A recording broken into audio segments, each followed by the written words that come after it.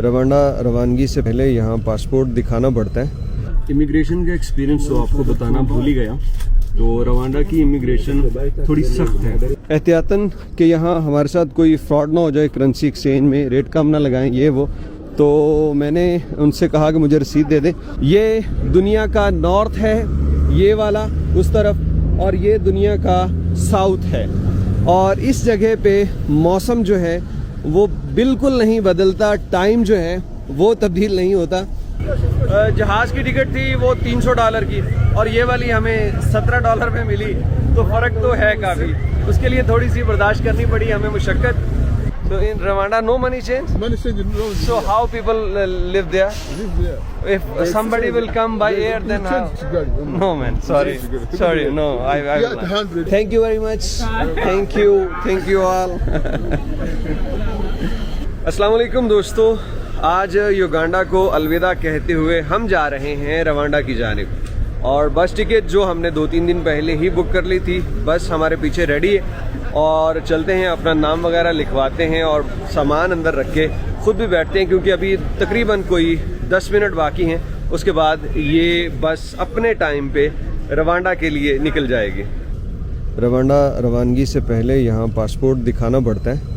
Passport के ऊपर ये वीज़ा देखेंगे, नाम, टिकट सब कुछ देखेंगे, और उसके बाद ये आपको बस में बिठाएंगे, क्योंकि वहाँ पे जाके इमिग्रेशन को इन्होंने जवाब देना होता है। तो यहाँ हमसे हमारा वीज़ा वगैरह उन्होंने देखा, इसके बाद ही बस में बैठने देंगे, क्योंकि ये बस डायरेक्ट फिर जाके रवांडा की गाली रुकेगी, सवारी वहाँ उतरेगी, वैसे 1-2 जगह पे रास्ते में रुकते हुए जाएगी। ये बस में हमारा सामान नीचे रख रहे हैं, और पूरी इनकी वर्दी है, यूनिफॉर्म के अंदर ही, जिस तरह बस का कलर है उसी तरह की इनकी यूनिफॉर्म है। और यूनिफॉर्म में हर बंदा काम कर रहा है, चाहे वो बाहर बैठा डाटा एंट्री वाला है, सामान रखने वाला है, इवन कि आई थिंक ड्राइवर भी इसका यूनिफॉर्म में होगा। तो ये बस है, नॉन एसी है, और इसका मैंने आपको बता दिया था कि ये हमें तकरीबन $17 की एक टिकट पड़ी है, यहाँ युगांडा कंपाला से रवांडा की गाली तक। और ये सफ़र तो मेरे ख्याल 550-600 किलोमीटर होगा, लेकिन ये 11-11.5 घंटे लग जाएंगे हमें। अभी 9 बजे हैं, तो शाम को 7-7:30 बजे हम वहाँ पे रवांडा पहुँचेंगे। वहाँ से भी सेम ऐसे ही, अगर रवांडा से किसी ने यहाँ युगांडा आना है, वीज़ा दिखाएगा, बैठेगा, और फिर उसको इतना ही टाइम लगेगा जितना यहाँ।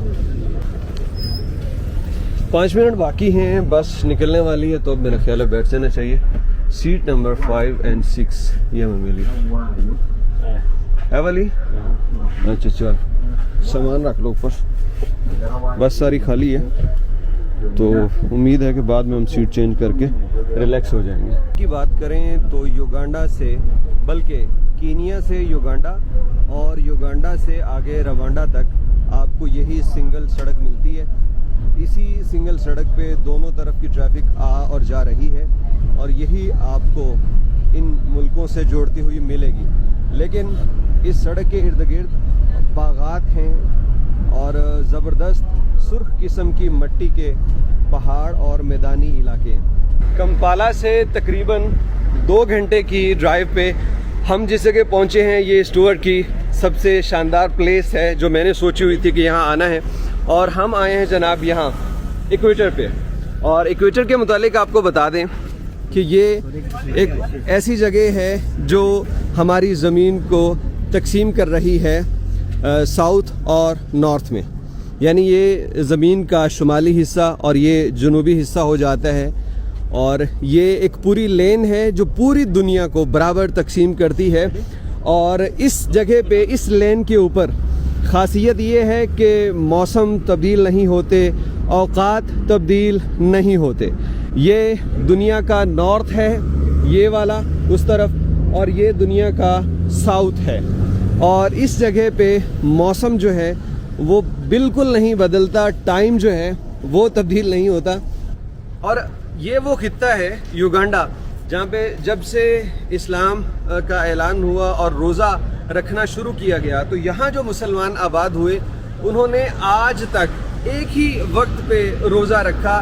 12 घंटे का रोज़ा उनका कभी तब्दील नहीं हुआ, क्योंकि यहाँ पे 7 बजे सूरज निकलता है और शाम 7 बजे गुरूब हो जाता है। तो एक तरह से सूरज बिल्कुल सर के ऊपर से आता है, बिल्कुल सर के ऊपर से गुजर जाता है और इस वजह से यहाँ वक्त भी तब्दील नहीं होता। नमाजें एक ही वक्त पे होती हैं और रोज़ा जो रखा जाता है वो भी 12 घंटे का होता है। जब से लोग सैकड़ों साल से रख रहे हैं तो यहाँ पे यही चला आ रहा है।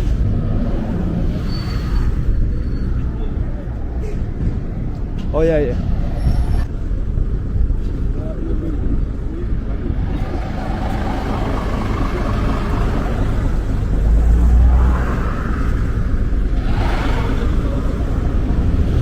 यानी ये लेन आप समझ लीजिए कि ये लाइन लग रही है, वो उसके पीछे ये लाइन है और यही लाइन आगे चलती हुई वो इस तरफ। तो ये लाइन काफ़ी सारे मुल्कों को क्रॉस करती है और क्रॉस करने के बाद बिल्कुल ये ऐसे ही है जैसे इंसानी पेट को कमर से एक तरफ से दूसरी तरफ से अगर आप बराबर को तकसीम करने के लिए एक लाइन लगा दें तो ये बिल्कुल वैसा ही बनता है। तो ये इक्वेटर, जब मैं युगांडा मैंने आना था तो सबसे पहले मैंने यही सोचा था कि मैं इक्वेटर पे आऊँगा। तो जो हमारे बस ड्राइवर साहब हैं उनसे कहा था कि आप रुकिएगा थोड़ी देर, please, one friend is coming. So इनसे कहा था कि यहाँ थोड़ी देर रुकिएगा, इनकी मेहरबानी। ये रुक गए और मैं अब इनको कर्टसी के तौर पे 10,000 शिलिंग पे करूँगा ताकि उन्होंने हमारे रिगार्ड में यहाँ पे रुके, सवारियों को इंतज़ार करना पड़ा तो कोई $3-4 अब मेरा पे करना उनको बनता है। तो ये मेरी सबसे बड़ी विश थी जो पूरी हुई। इक्वेटर पे ये रोड के बिल्कुल ऊपर है और अभी बस सफ़र होगा, आगे मसाका रुकेंगे हम। मसाका सिटी में हमारा पहला स्टॉप हुआ है और यहाँ तकरीबन हम 10 मिनट के लिए रुकेंगे। यहाँ रोड चूँकि सिंगल है इसलिए ज़्यादा सफ़र तय नहीं हो पाता, मतलब आपको 200 किलोमीटर के लिए मान लीजिए 4 घंटे लग सकते हैं, इससे भी ज़्यादा लग सकता है ट्रैफिक में। तो फिर लोग थक जाते हैं तो ये जगह जगह रुकते हुए जाते हैं। मैंने इनसे ये छल्ली ख़रीदी है और बहुत ही गर्म थी, मेरे तो मतलब हाथ जल गए, तो अब ये शापर में डाल रही हैं। Thank you very much, thank you all. बहुत फ्रेंडली है यार, वो इनमें कोई, वो पंजाबी में कहते हैं ना वो नहीं है इनमें, मतलब कोई एरोगेंस होती है, कोई गुरूर तकब्बुर, ये वो चीज़ नहीं है। सारे फ्रेंडली और वो बड़े हैरान हो रहे हैं कि ये इस बंदे के पास ये क्या है जिससे ये वीडियो बना रहा है। कीनिया से ये छल्ली हमने देखनी शुरू की है क्योंकि ये बहुत ज़्यादा दूधिया छल्ली है यार। आप इसको ज़रा देखें कि टच करें तो इससे वो रस निकलता है, दूध निकलता है। तो फिर बिल आखिर यहाँ पे मसाका में हमें ये देखने को मिली और उज़ैर साहब के लिए वो मोहतरमा पैक कर रही हैं 1000 शिलिंग में, मतलब $1 में ये 4 छल्लियाँ आ जाएंगी ऐसी, तकरीबन कोई 55 रुपए की एक छल्ली बनती है। अभी युगांडा बॉर्डर क्रॉस करेंगे और उसके बाद हम जाएंगे रवांडा की जानिब और अभी मेरे पीछे ये शुरू हो चुके हैं। $1 for how much? $100. $100 is 100 Ghana francs. $100. 1,000 and $100 is 100 francs.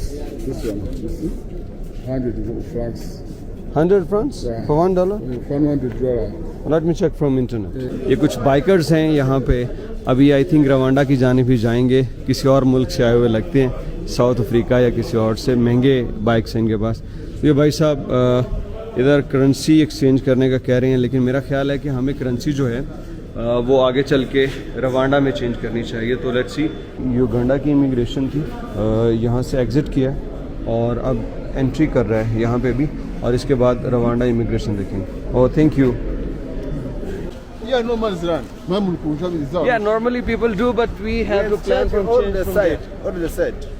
No, okay. You are going. And the Uganda side we also exchange. There's no exchange. No exchange. Change here, no man's land. This is no man's land. Uganda is not money change. Money change is down here. So in Rwanda, no money change. Money change is down here. So how people live there? Live there. If somebody will come by air, then how? No man, sorry, no. I will. I will. They exchange, No. but they give you less because they pay more tax than here. Sure, I'm Okay, but still we will buy from there. No, you buy some from here, then another you buy. No, thank you so But much. here at a good rate, isn't it? No man, sorry, please. We will buy from there. Don't waste your time and our also, please. Sorry, no problem. Sorry. Thank you. So, But this is अब better give us वो a business. Thank you so much no actually मुझे पता है कि जो आपको force करके दे रहे हैं ना वहाँ पे कोई पंगा कोई स्कैम ज़रूर है। अब मैंने जो इंटरनेट पे रेट देखा है वो $1 के बदले 1028 फ्रैंक था और ये मुझे दे रहे थे 1000 फ्रैंक। अब मैं ये रवांडा जाके देखूंगा कि वहाँ मुझे कितना रेट देते हैं, क्या सीन होता है, लेकिन अवॉइड करना चाहिए। अब वो कह रहे थे कि रवांडा में करेंसी एक्सचेंज नहीं है, तो मैंने कहा जो बाई एयर आते हैं, बाई रोड नहीं जाते, बाई एयर आ जाते हैं, वो कैसे करते हैं। तो खैर अभी आगे चल के पता चल गया कि ये फ़ैसला हमारा यहाँ पे अच्छा था या नहीं। यहाँ जी रवांडा की हदूद शुरू हो चुकी है। Welcome to the republic of Rwanda. तो ये रवांडा है इस तरफ और ये बैक साइड पे ये युगांडा है। अब हमें पैदल चलते जाना, हमें वो आगे इमिग्रेशन क्लियर करेंगे रवांडा की, और फिर हम बस जो हमारी थी वो हमारा दूसरी जानिब इंतज़ार कर रही है, तो उस तरफ हम जाके बस में, उसी बस में दोबारा बैठ जाएंगे। उन्होंने कहा था अपने जो हैंड बैग हैं अपने साथ ले लें और लगेज हमारा बस के अंदर ही है। यहाँ से हम आए और ये अभी अंदर जाएंगे, यहाँ पे इमिग्रेशन हो जाएगी और ये कार्गो एक्सरे स्कैनर। तो भाई वो कमरा सिर्फ सामान स्कैनिंग का था, उन्होंने बैग वगैरह स्कैनर मशीन के अंदर रखा और स्कैन करके इमिग्रेशन की बिल्डिंग आ गए। तो अभी हम इमिग्रेशन में जाएंगे और ये मेरे पीछे जो आप देख रहे हैं यहाँ पे ट्रक्स जाते हैं, उनका स्कैन किया जाता है ट्रक्स को, और इमिग्रेशन करके अभी फिर इधर से ही बाहर जाएंगे जहाँ बस हमें पिक करेगी।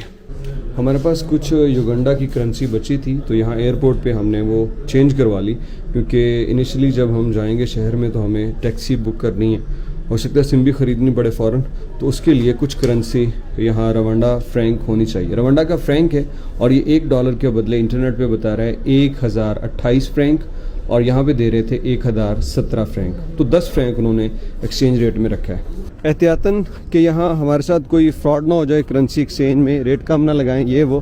तो मैंने उनसे कहा कि मुझे रसीद दे दें और देखिए मुकम्मल सिग्नेचर करके अच्छी तरह स्टैम्प करके उन्होंने दे दी है।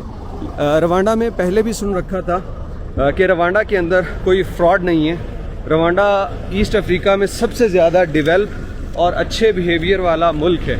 अब रवांडा आप जाएंगे हमारे साथ तो आप देखेंगे कि यहाँ सफाई सुथराई भी ज़्यादा है, बहुत क्लियर रोड है और लोगों का बिहेवियर बहुत अच्छा है। यहाँ पे रिश्वत, यहाँ पे 2 नंबरी बिल्कुल नहीं चल सकती। पीछे जो 2 कीनिया और युगांडा गुजरे वहाँ पे भी बस लोग गरीब हैं तो लोग खुद ही दे देते हैं। हमारे जैसे टूरिस्ट जो डॉलर्स में लेके आते हैं यहाँ पे काम करने वाले बिजनेसमैन, तो वो खुशी से दे देते हैं। लेकिन ये चीज़ रवांडा में आपको देखने को नहीं मिलेगी। अभी शाम के तकरीबन 5:30 बज चुके हैं, आधे पौने घंटे में हम आगे शहर में पहुँचेंगे। इमिग्रेशन का एक्सपीरियंस तो आपको बताना भूल ही गया।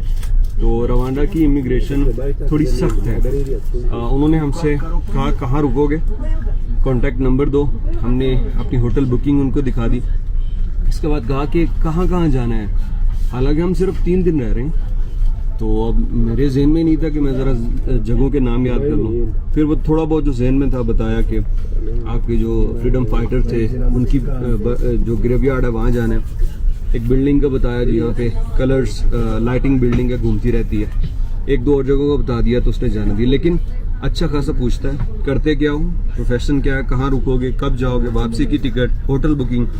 तो रवांडा आने से पहले सब कुछ देख लीजिए। और मैंने ये सुना था कि रवांडा पे पाकिस्तानी पासपोर्ट पे वीज़ा ऑन अराइवल अवेलेबल है। अब हकीकत क्या है मुझे नहीं पता, गूगल कर लीजिएगा। रवांडा में दाखिल होते जहाँ ये खूबसूरत नज़ारे देखने को मिल रहे हैं, वहीं एक शौक भी लगा, और वो ये था कि यहाँ पे ड्राइविंग सऊदी अरब की तर्ज पे है, यानी जिस स्टाइल में सऊदी अरब जिस लेन को फॉलो किया जाता है वो है। हालांकि हमने युगांडा में देखा था वो सेम पाकिस्तान जैसी थी, और सामने से गाड़ी आई तो मैंने कहा ये बंदा क्या कर रहा है, ये गलत लेन में जा रहा है। लेकिन वो बिल्कुल पास जाके पता चला कि वो लेन अपनी में जा रहा था और ये अपनी में, यानी युगांडा में लेन तब्दील हो जाती है। स्टीयरिंग वही रहता है और यहाँ पे आपको राइट साइड पे चलना पड़ता है आगे जाने के लिए, जबकि युगांडा में लेफ्ट साइड पे चलना पड़ता है। शाम के तकरीबन 8 बजे हम किगाली पहुँच चुके हैं। थक गए हैं, सफ़र काफ़ी ज़्यादा था, तकरीबन 11 घंटे लग ही गए। लेकिन जहाज़ की टिकट थी वो $300 की और ये वाली हमें $17 में मिली, तो फ़र्क तो है काफ़ी। उसके लिए थोड़ी सी बर्दाश्त करनी पड़ी हमें मुशक्क़त। तो अभी यहाँ हम सिम लेंगे, सिम लेने के बाद जाएंगे अपने होटल और फिर कल सुबह आपको खूबसूरत किगाली दिखाएंगे, रवांडा दिखाएंगे कि क्यों इसे दुबई ऑफ अफ्रीका कहा जाता है। और अभी थक गया हूँ, मुझसे बात भी नहीं हो पा रही, लोग भी देखी जा रहे हैं कि पता नहीं ये क्या कर रहा है। तो अभी बस ख़त्म और आपसे मिलते हैं कल नेक्स्ट व्लॉग में।